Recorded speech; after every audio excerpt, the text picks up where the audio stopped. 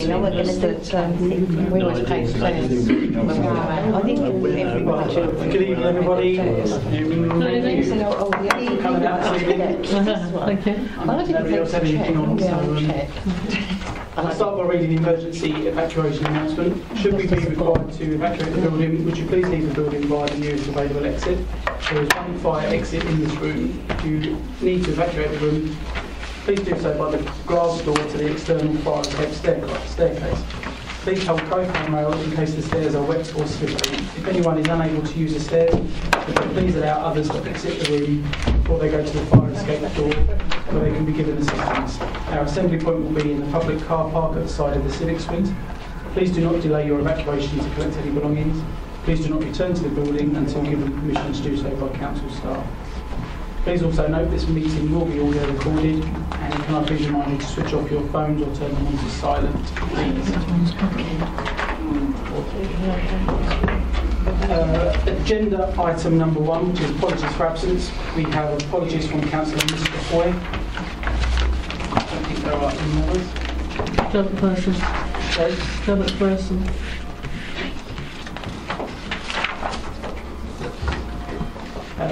Item number 2, substitute members. Welcome, Mrs. Hoy. Thank you. Non-members attending, Councillor Smith. Item number 4, minutes of the meeting held on the 12th of June 2018, which have been circulated to members. Are members happy for me to sign those? Do so. Item number 5, to receive declarations of interest, including any repeat declarations. None indicated. Item number 6, Treasury Management Annual Review. For this item, we welcome Naomi Lucas, our Section 151 officer, and Councillor Smith, Portfolio Holder for Finance. For newer members, and just to reiterate for existing members, this is one of 3 reports on Treasury Management that Katie sees on an annual basis. This is basically a review of the last year. Members have had a copy of the report. I don't know if you can just go over it for them just quickly to summarise and highlight any main parts of that report that you think you want to highlight. Yeah, okay, thank you, Chair. Yes, as the Chair's indicated, this committee receives reports 3 times a year. So in February of this year we set out the strategy for the forthcoming year, but this is the sort of backwards look over the 17-18 financial year. So the report in essence just sets out how we've complied with the statutory codes and the Prudential Code over the course of the last year. That included setting a Treasury Management Policy Statement which sets out our objectives of the Treasury Management across the Council. And to complement that, there's a set of Treasury Management practices which we also comply with. There was also a Treasury Management Strategy Report which was set at the start of the 17-18 financial year and approved by the full Council. And then we reported a year position at December as well. So we essentially complied with all the statutory standards in terms of what we're asked to do and report back to this committee. In terms of the specifics of our investment performance for 17-18, obviously they're affected to some degree by external factors, mainly the Bank of England base rate, which did go up midway through last year from 0.25% to 0.5%, so that obviously had some knock-on implications in terms of the rates we could achieve through our investments. Just as a bit of context, we are expecting rates to potentially go up again during the course of this year. So the latest indications is that either in the next quarter or quarter 3 we could see another rise in the bank rate. So again, that could go up to 0.755% potentially, which could increase our capacity to earn slightly more interest. In terms of the overall amounts we had invested, the graph in the report sets out the amounts we had invested in Treasury Management instruments, which essentially means either in bank accounts or building society fixed term deposits or in money market funds. the balance at the end of this year was slightly lower than at the start of the year. That was purely because an amount of money was moved from one of our investment funds into one of our current accounts, which was just to manage our cash flow. So although the actual balance looks lower at the end of the year, that was really just as a result of cash flow management. But you can see that actually the average amount that was invested over the course of the year has gone up from an average of about 7 million to 8.5 million, and that essentially reflects the amount of money that the council's holding it in its reserves and balances, which is mainly because we've been putting in, as you might be aware, new homes bonus monies, and our balances have been increasing slightly. We haven't been drawing down significant amounts, although we have got plans across the council to use monies for big projects over the course of the next few years, so we wouldn't necessarily expect our balances to keep on increasing, but at the moment our cash balances have risen slightly from 7 million to about 8.5 million. The amount of interest we earned was just under £33,000 over the course of the year, which is relatively in line with what we earned last year. Although our balances increased slightly as a result of the rates not increasing till midway through the year, the actual level of interest that we earned was broadly comparable with what we received in the prior year. So actually, the amount of interest we earned overall was broadly comparable with what we earned in 16-17. And then there's another graph that just basically illustrates how the average rates sort of track the Bank of England base rates and the LIBOR rates. It's not an exact correlation, but there's a general trend that when the base rate increases, there's usually a gradual increase in the rate that we can achieve across the interest we earn on our various investments. And then if I just point you to table 5.1, which is the prudential indicators that we're required to report on. It basically sets out the amount of capital expenditure we incurred in the prior year in our original budget, and then what we actually spent on capital expenditure at year end, although that's obviously subject to audit at the moment. The ratio of financing cost to net revenue stream is not really that meaningful for us as an authority because we don't have any external borrowing, so that would usually be used to sort of measure the leveraging of the council in terms of the amount it borrows, but because we don't have any borrowing, it's actually shown as a small negative number, which basically is just showing how much interest we earn as a proportion of our revenue budget. So it's not hugely sort of meaningful for us as an authority, that one. And the incremental impact of capital investment decisions, again, it just shows that there's a slight fluctuation in the amount of capital expenditure we've incurred year on year as a proportion of the council tax we raise, but really the fluctuations are quite minor year on year. In terms of resource implications, we've obviously set aside a budget at the start of the year to procure some external advice. So we're in a contract with Link Asset Services, which costs us £7,500 a year. For that, they provide specialist advice on our treasury management strategy and provide advice on which sort of institutions we would be recommended to place investments with. In addition to that, as you'll be aware, they do provide some training both to members and to officers during the course of the year. So I think that's all I was going to say, but if anyone has any questions, I'm happy to try and answer now, take them away if I can't. Okay. Any members, any questions? No, Councillor Spearing's got them. I know, Naomi, you said that the interest that we generated was approximately in line. Well, when you're only talking about figures of 32 and 35%, be £3,000 down is a 10% drop. Now, while the interest rate went up, so in theory, we should have got more interest. Can we assume that the reason it's gone down was because you had to offload so much of this money to balance the, for the cash flow scenario, that investments were potential cash flow that would have generated more income was moved out? I think that sort of what looks like a significant drop off at year end is really just because it's showing at a specific basically day of the month, so it's not really reflective of the overall balances that the council's had during the course of the year. So that's not the reason why the investment income is not higher this year than last year.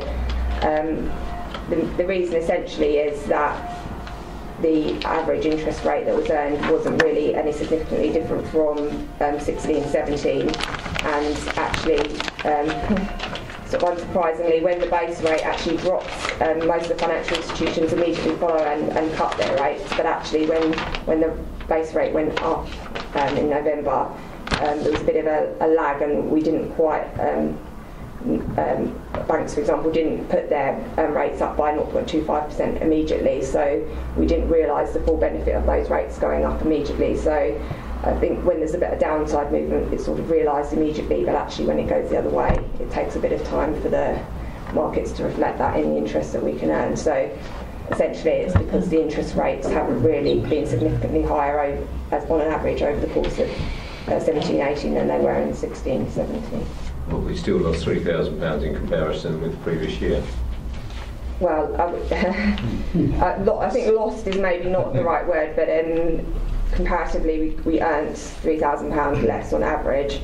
It does obviously also depend on the balance of where your money is invested, so again that's partly led by sort of liquidity and cash flow requirements. So if we need money in short-term accounts to get easy access to it, we won't earn quite as high a rate as if we put it away for slightly longer and earn a slightly higher rate. So the balance of where our money is invested obviously does have some impact on that as well. Okay, thank you. Councillor Smith? I think the other thing to bear in mind is that with our investment strategy, we have heard loud and clear that the appetite for risk is not great, and so obviously that is going to have an impact on our investments. It's about prudent investment, it's about safety, it's about security, and it's about liquidity. And you could argue that there are scenarios where we could have generated more money, but equally there are scenarios where the income that we've got of 33,000 could have been less. We're fairly secure with the figures that we've got, and going forward, because there has been that increase in base rate, there are indications that the return in this coming year should be better. Okay, thank you very much. Councillor Hookway? Thank you, Chairman. This may be a question that might have been raised before, or may seem maybe a little bit of a silly question, but I'll ask it anyway. Council has got a Treasury Management Advisors, which costs the council £7,500 a year, and it states in there that it's deemed to be good value for money. But the council's investments are fairly simple and straightforward, mainly to do with various different bank accounts with set interest rates in them.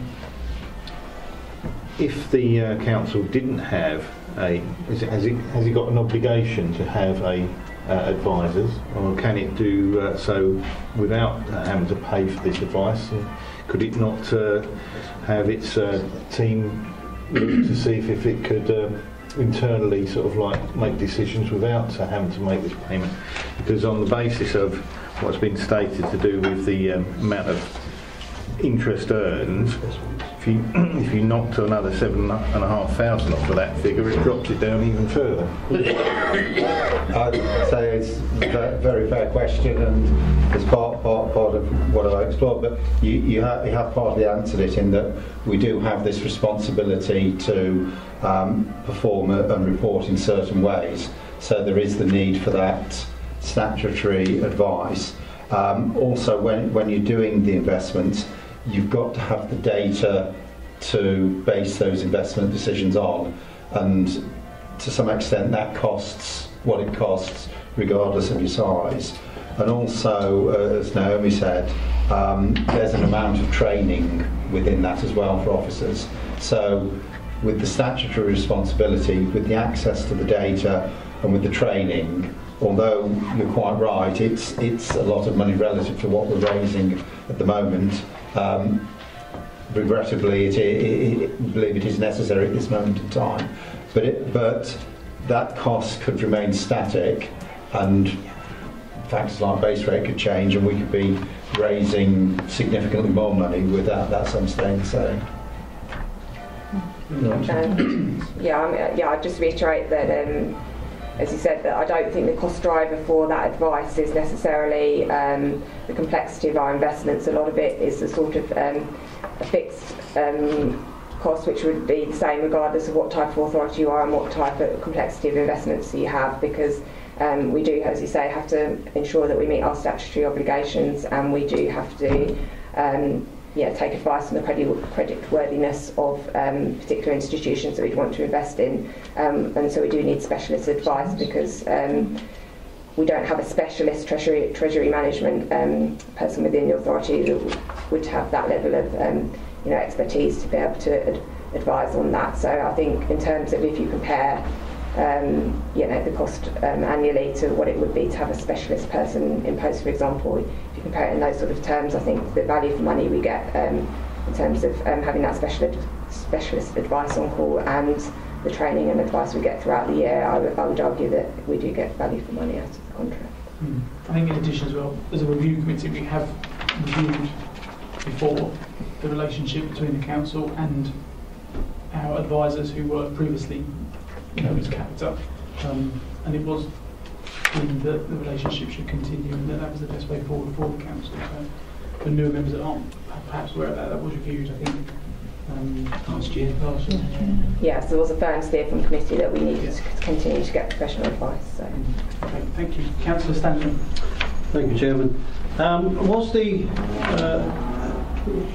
advice that we're given, is that coming from the same people as last year, and also has that cost gone up since years previous, 2016, 2017 onwards?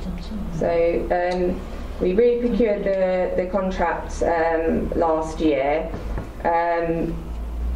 The providers are in essence the same people, but it's basically they were spun up off from Capita. So Link Asset Services was previously part of the Capita Group, but now they're a separate company. They're completely independent, so they've got no ties to them. But in essence, it's broadly the same set of people that are providing the advice. And in terms of the cost, the last procurement we did was about 4 or 5 years ago, and that was £6,000 per year. So basically we had no inflationary uplifts throughout that period. So the cost now obviously has gone up slightly, but that's partly because of it's been held flat for a number of years, and partly because the complexity of the advice that has to be delivered has increased just as a result of the increased statutory sort of requirements. So that partly reflects the complexity of the advice they have to provide. I think those costs were covered as well in the review. Yeah. The contract. Sorry, did you indicate?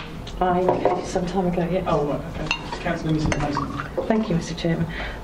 I think we can accept that the rate of return is relevant and correct for the element of risk that the capital that the council wants to see. But if you recall, at one of the previous meetings, we found that the change in interest rate hadn't been picked up and monitored, and we actually had the higher amounts on the lower rate of interest. Can I just ask, in the view of that now, how regularly are the rates reviewed? Yeah, so you're right in that there was a particular instance where the one of the bank rates had increased, and it usually we would rely on the bank itself to notify us of any change in rate. They, for some reason, we hadn't been specifically notified and it hadn't been picked up. We have put specific controls in place to make sure we are regularly checking that now, and also we've reiterated with the bank the procedures for them notifying us as well. So I'm relatively confident that going forward that situation shouldn't arise again. Thank you, but we are monitoring it ourselves, not relying on the banks because. No, yes, we have put extra. Okay, thank you, Mr. Chair. Thank you. Nobody has indicated any further questions. Recommendation is that the committee resolves recommend the contents of this report to council. Are members happy to go on that recommendation? Okay, thank you very much. Anyone more to say your turn?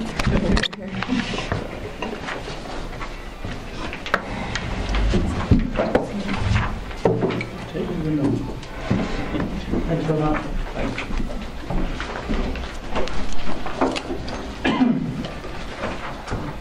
Okay, members, moving on to item number 7, which is a review of the Constitution. For this item, we have Angela Law, Assistant Director of Legal Services, in attendance. This is the next set of changes from the project team, and the recommendation is that the committee recommends to council that the proposed changes attached to this report be adopted. It's quite a lengthy report. Members will have a chance to have a look at them. The changes are quite clearly indicated. And if I could just ask you, it's quite difficult to ask you to briefly summarise that. Everyone, there's a lot to take in, but if there's any main bits there that you feel you'd like to mention to members. Well, thank you, Chair. The Code of Planning Practice for Planning Matters, Good Practice for Planning Matters, has been looked at by the working group, and for example, on page 7.4, a recommendation came forward that to make it easy to read, maybe an index, which we've done. I've tried to make the guide. I've updated the guide so it's easier to understand, and it's just a guidance for members. So rather than using, for example, the term bettering your discretion, just basing it back to the term that members understand, bias and breach determination and so forth, just to make it slightly easier for members to understand their role in the planning committee and give them guidance as to how to do with applications. So the amendments have been made and track changes are there. I'm just happy to take any questions on that. This has been, the code itself has been run past the Assistant Director for Planning, so he's had a look at it, and also it's been sent with the recommendations that came from the working group. That's been forwarded to him as well, but he's had no comments on those amendments. The other amendments are under the responsibility of functions is where, with regards to the portfolio holders, is to take out individual names and just keep the roles there. So should there be portfolio holders that change around, it will just save having to keep amending it, take it back to full council. So because the role goes with the post itself rather than the individual. And then finally, just to add to my my delegations, as members are aware, I'm the Data Protection Officer for the Council, and it is a statutory role under the new legislation, so it's just been added to the Constitution to be recognised that that post is there.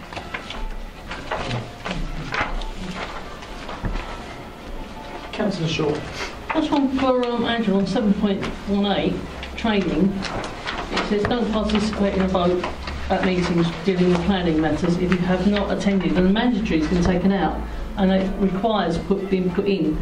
Well, it does seem strong enough. Sorry, page 7.18. How far down, sorry? It's the first one, training, L. Mr. Chairman, perhaps I could assist on that because Councillor Shaw probably isn't aware that through the Standards Committee we no longer have mandatory training as such. It's a requirement. It's been changed, and it has been through full council and approved. Yeah, I just wondered because it doesn't seem strong enough, the word requirement. But there is no longer a mandatory. Right, okay, I just asked the question. Thank you very much. So don't worry, Angela. I was going to say, Councillor Mr. Mason's answered it. There is just that. Thank you very much, Chair. Thank you. You're welcome. Any other questions?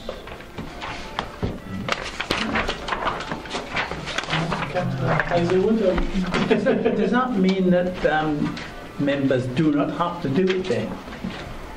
If it's just a requirement, there's no, you cannot then make them do it, because how do you do that if it's not mandatory? Well, I think that's kind That's of not discussion over here, is it? I think at the moment that is the situation. Yes. Councillor Moore. Following on from what Councillor Hazel was saying, I think there's still a sanction there, isn't there? So that in relation to the development committee, if you haven't met the requirement, you're not able to participate in the vote. So there is a sanction. So that's still there. Would that stand up in law?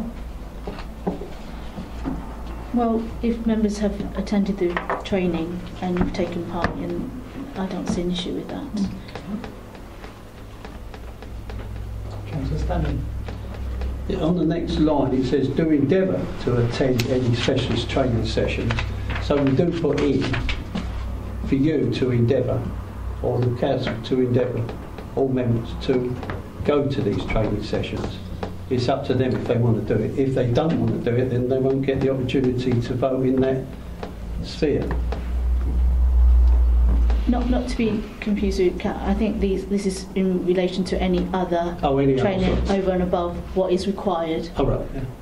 Yes.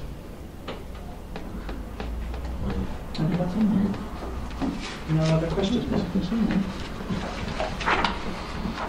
Okay. So do members agree with the recommendations of the full council? Yeah. Great. Thank you very much. Thank you, Angela. Thank you.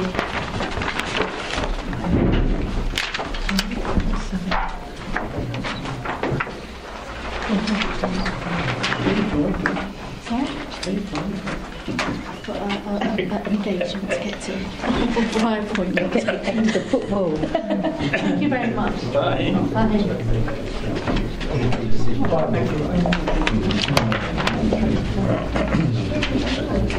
Moving on to agenda item number 8, which is the key decisions document. Does anybody need a copy?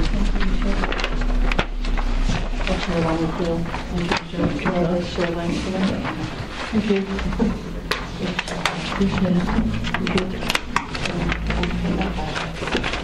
No, I'll take 2 home. I don't need to take it down.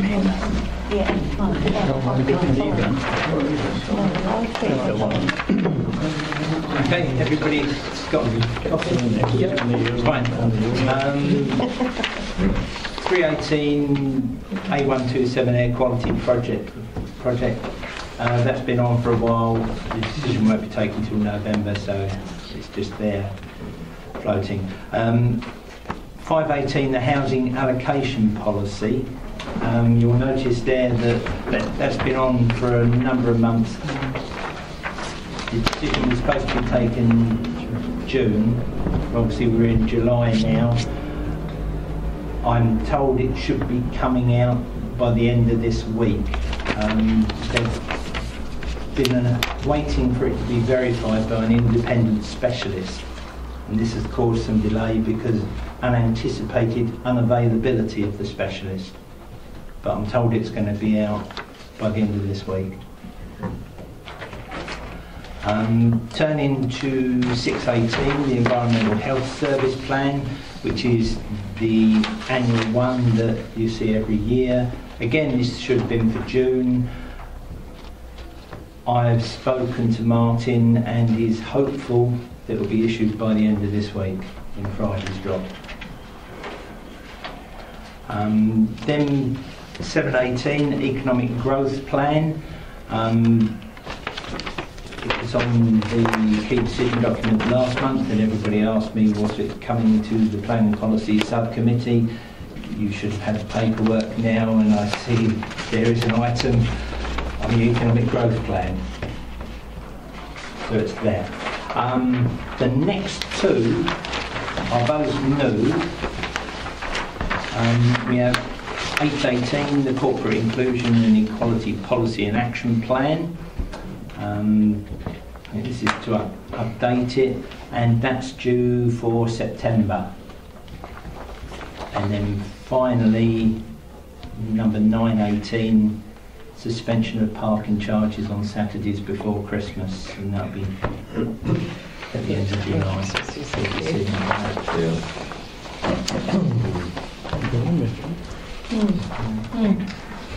Members happy with that? Any questions at all? Thank you, Chairman. Just one question. What happens with the connection with EU law regarding 318 when obviously in a year or so's time we'll be leaving the EU? What's the position with those rules and regulations? At the current time, we're a member of the EU, and until we leave, we're subject to their rules and regulations. And I think, that will go on. I'm sure it won't be allowed to lapse because of the various activity. I think it's Friends of the Earth was suing the Department of Environment, pollution and things. So there'll be a continuation? Yeah, I'm sure it's going to continue on. Yeah, fine, thank you. Thank you very much. Number 9, agenda item number 9 is the work plan. We've got a copy of the current work plan.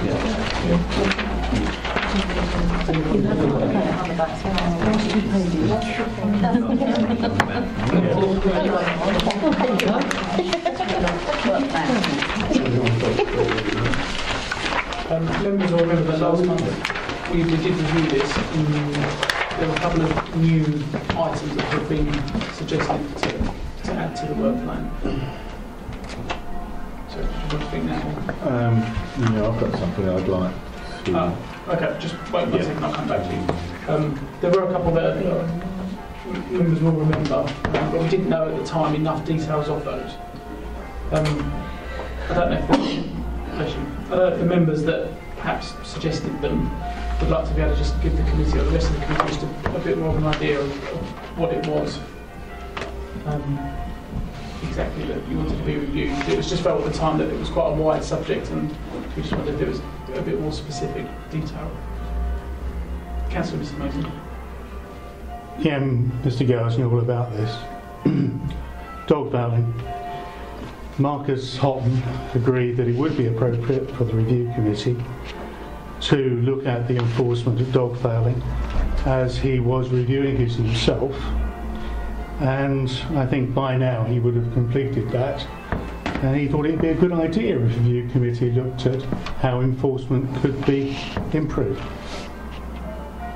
So it's a review of how enforcement can be improved then. Okay. Do you know?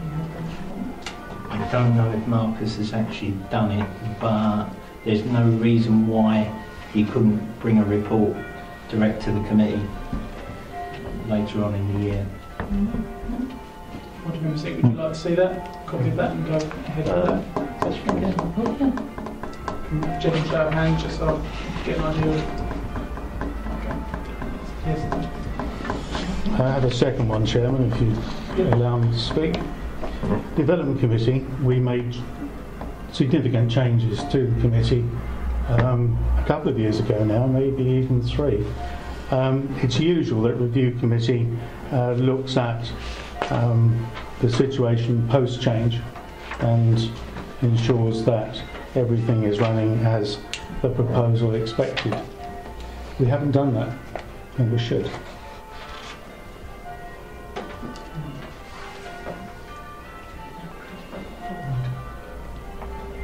That would be Matthew Thomas. No reason why he can't. Again, we could get him along to a committee meeting to talk about that. Any other members have any thoughts on that?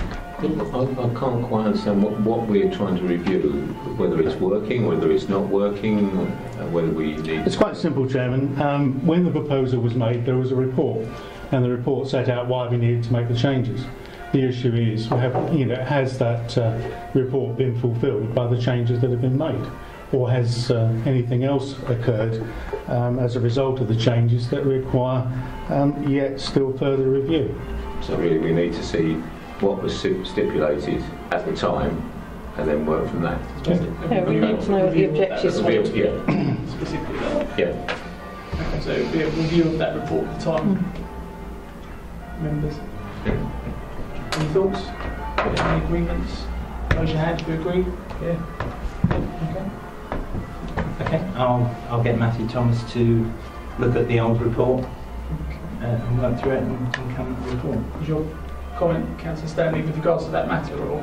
Well, actually, it was regard to the air quality matter. Okay, don't worry about it. We'll get to that later, if I may. Yep, that's fine. I'll come back to you. Thank you. There are a couple of other ones. Is this one still there? Section 151 officer contract with Essex County Council. Councillor Nicholas-Gill. Chairman, I believe her contract runs out in 2 months' time, and I think that's why this item was brought up. Right, okay. Councillor Mrs Mason. I think the other thing to explore here is it's a significant contract for the council. It's a very important one. It's a statutory contract. We have to have a 151 officer, and when the contract was first made, there wasn't envisaged the degree of change that we have had for the members of staff.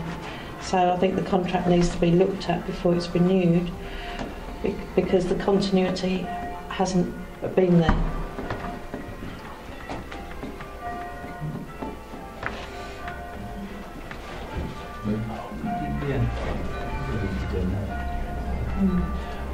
It's that, or the appointments committee was the one I think that originally recommended that route. For some reason, No. You're just talking The windows, that one. No. I do agree with your comment. I think it's good.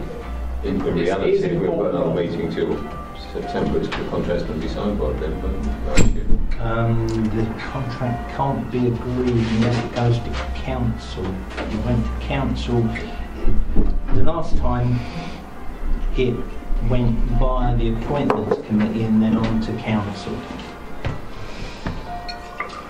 To approve it. There won't be at this council, so when's the next one? The next one's October. So I presume they'll have to do an extension or whatever, or... We possibly put that out. Yeah. Work around that.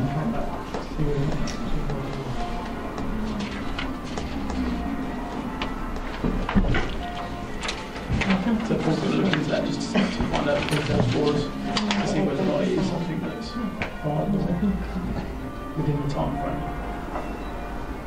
I'm just happy with that. yeah, definitely. There are a few others. The ongoing rail works on the railway line between Southend and Liverpool Street. Liverpool Street. I think actually you can look into it. So council decision. Well, I haven't looked into it whether we could get them in, but we have had bus services before. There's no reason why we couldn't invite them to come and talk about it. Councillor Mrs Hoy. The rail and the railway and Liverpool Street Station, there's nothing the council can really do about it, is there? Well, it wasn't. No, we accepted that. It was just highlighted that it seems to be a major complaint of residents within the district, and really, perhaps the council should consider just finding out exactly what their plans are, how long things are going to be going on, what the future is for our residents. Yeah, the council should, not the review committee. That's okay. It's okay. Just wondered that was on. But I think we need to investigate whether or not. Yeah. I think there's more pressing things than to be honest, people that turn up. Nobody needs to turn up. No, and that's perhaps what we asked Paul to look at. But I do think, as it seems to be I'm sure they'll be. a major complaint of our residents, wouldn't they, Chairman, wouldn't they print out what their strategy is for services to residents on their leaflet out like they usually do? Thank you, Mr. Chairman. I mean, I'm aware of the concern that's been expressed about this, but it isn't something for the review committee. Our job is to review decisions made by the council, not to become the council itself. If members feel that this is of such significance that they should be asked to a meeting, it should be the council that does that, not the review committee. And I would suggest that, therefore, that I don't know who put this forward, but I would suggest if members feel that strongly, that is the appropriate route for that concern. I mean, I'm not denying there's concern. What I'm saying is that this is not the appropriate forum for that concern.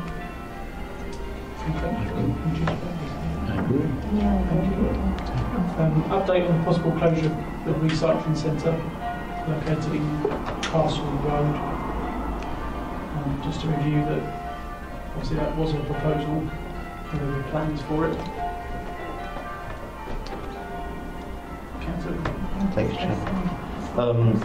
I think the ongoing problems with the alternative site, that produces another whole sort of raft of arguments. So I don't know where we're going with that, because I think the proposed replacement for Castle Road is completely and utterly unsuitable anyway.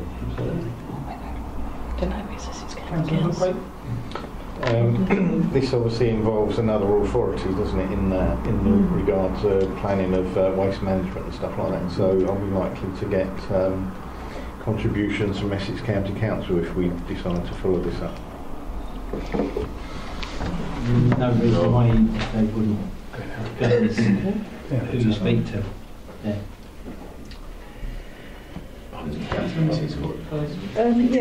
I just wondered where they were moving it to. Well, there was never any definite plans. It was just, I think it was earmarked for relocation, and then it's gone very, very quiet. I think, Chairman, it may be worth asking County if they've got any plans, because of my last visit there, which was some months ago, there is no sort of long-term, in my view, strategy. There were so many factors muddying the waters, they weren't in a position to really say where they were going until a number of other issues fell in place. It really was, and they actually I deferred, or where we used to have a quarterly meeting, moved it to a 6-monthly meeting, and we'd call anything that developed as an interim meeting thereafter. So, as I say, I haven't been for some time, so I'm not aware that they've changed from that policy. Okay. Well, I'll ask them the question this year. Thank you. Councillor Miss Mason. Chairman, could we not just ask County Councillor Steptoe and then a briefing note circulated to this committee so we actually can decide what we want to do, if anything? Simon Walsh I think he's the chairman of Waste, to contact him direct. Very approachable guy. Okay. Can you say that? Yeah. Thank you very much. Right, if I can go back to Councillor Bookway first. There was something I was considering bringing up onto the work plan previously. I've been kind of slightly misled with some of the information about it, so I think it's something that needs to be looked at. This is in relation to the withdrawal of the payment machines at the council offices. I was informed that alternative arrangements had been made for people to make payments, but I've had a number of conversations with individuals who've actually found that the new policy in regard to what the people who are dealing with council tax and such like is that method of payment is actually quite limited, and there's been no facility, as I'm aware of, that people who wish to make a payment via cash has actually been sort of like that facility has been made available to those people, and they've been told that they either have to pay by direct debit or a card payment. Now, I've had someone who's an individual who's moved into the area due to a violent partner who has no bank account for the reasons of the circumstance that she finds herself in, doesn't know people locally, and when she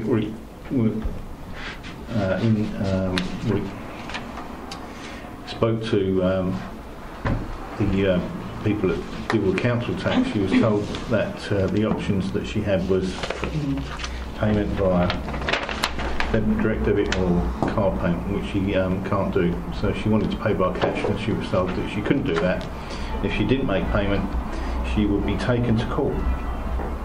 So are you asking for it to be reviewed? I feel, because this is a matter that seems quite urgent for some people, because they're being threatened with court action, even though they are in a position to make payment with legal tender, that we need to review what is being put in place as what I was told, for people to make payment for council tax and fines, etc. It was agreed at the last meeting that Councillor Shaw was going to come back with a report for the committee because you'd had some involvement. I understand, if I'm right, that meeting is tomorrow. Tomorrow at 2 p.m. and I said I'd do the report then to yourself and Paul, and then you can distribute it out to the members. I've actually got a meeting with the reps and Bens regarding these matters. I've had various meetings anyway. I'm at Matthew Petley as well, and I will come back. But just to clarify, they can pay in the post office cash.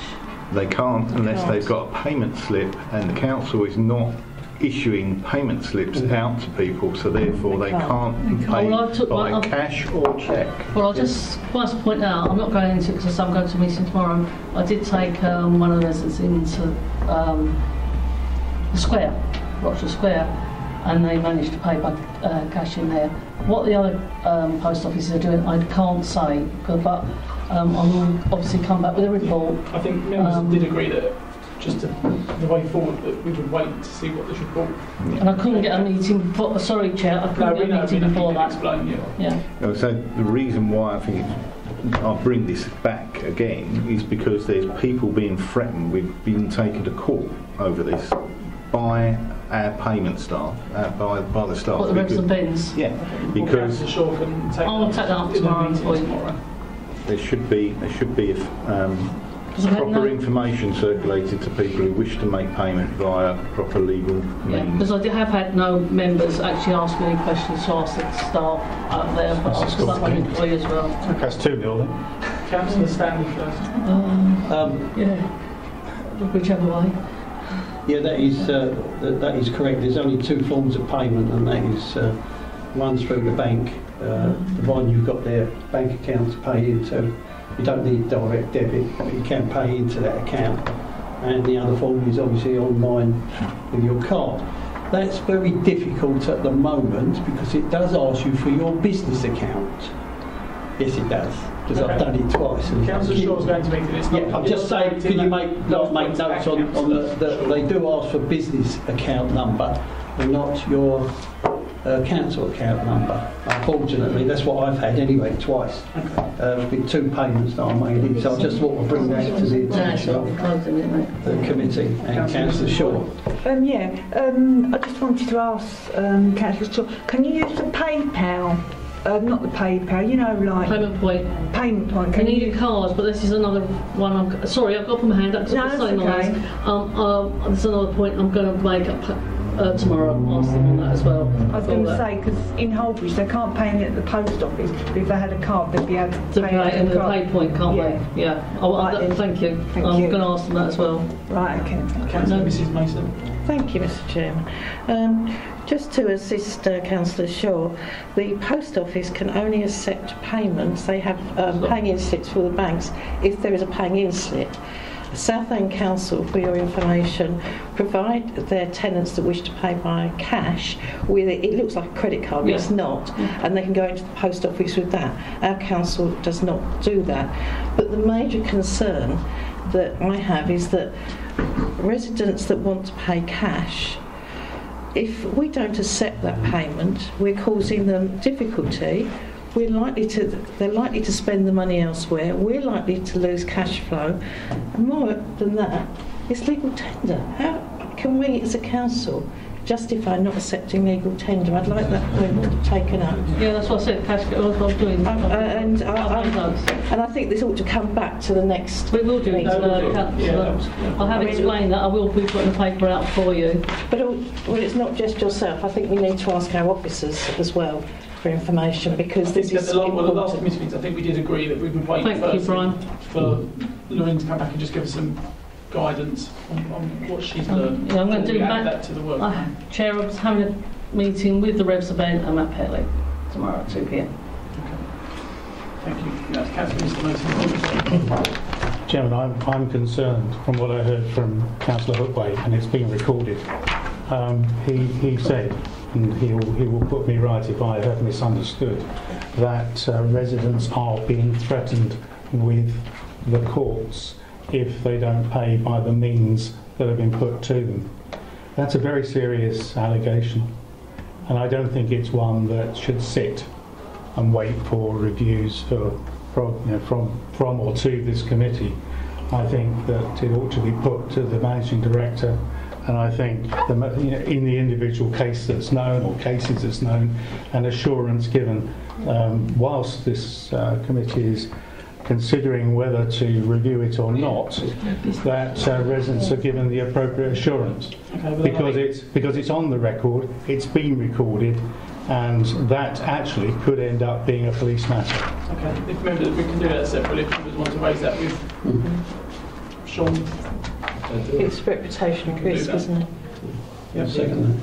Members in agreement with that, we'll do that separately. But Lorraine, carry on with your meeting tomorrow. Walter?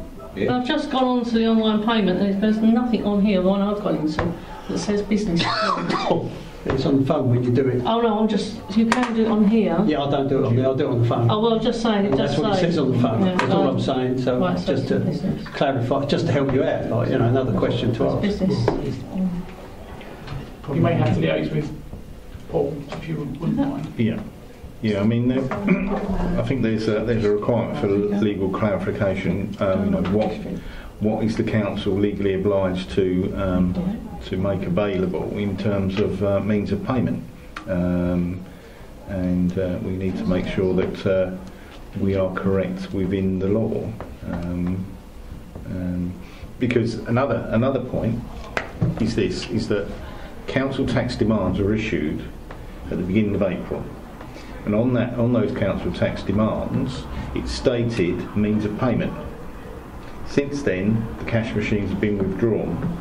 Now, these are this is the point of contact the council has with its residents via the council tax demand.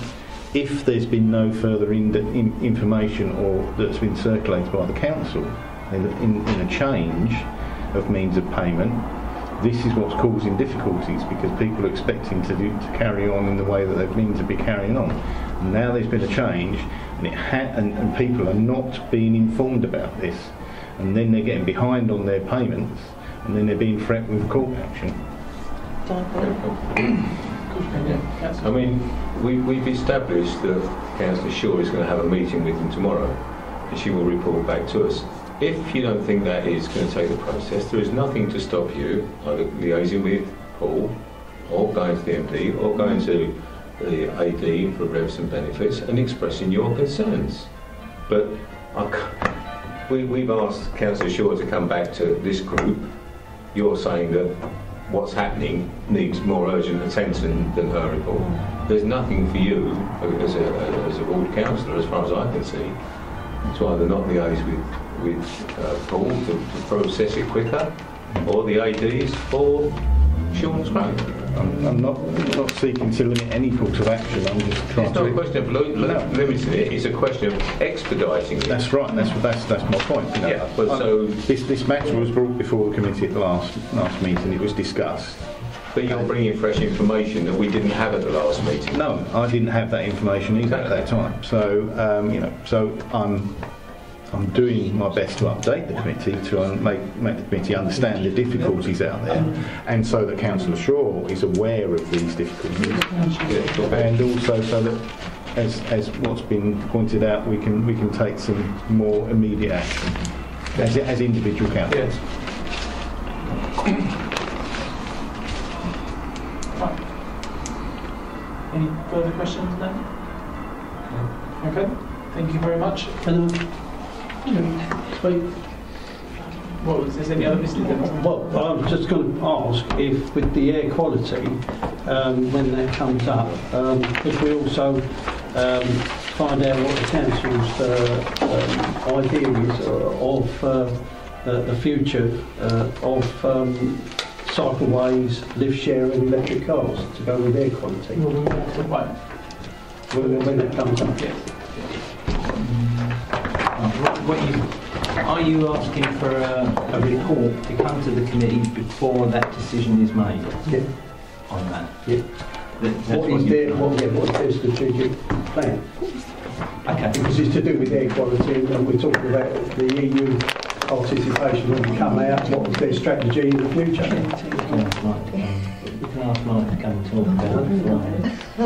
Where he is. Yeah, we can. Well, I think I've built it in. Build that in. So just clarify, what are we building this? Why and why would we do that? Basically, the key decision will be made in November. Rather than have a call in, you can get information about it beforehand. What, just general information about it? Martin can go through Or specific information? Yeah, Because otherwise what the business I imagine case that's is. quite a big. And in his case, he wants electric cars, etc. included. It's been talked about by Martin on the strategy of sharing cars and electric cars and that sort of thing. That's what his future thing is, what he's looking at in the future, that everybody's going to have electric cars and everybody's going to cycle and that sort of thing. So I want to know what his strategy is. How is he going about it for the foreseeable future? We take this air quality as well. And how about if we take this outside the meeting? Okay. I'll arrange for you to meet with Martin, me, and we'll discuss it. And then, if there's still concerns, then we can bring it back to the committee in September to see if they want to report. Okay. Yeah. Thank you very much.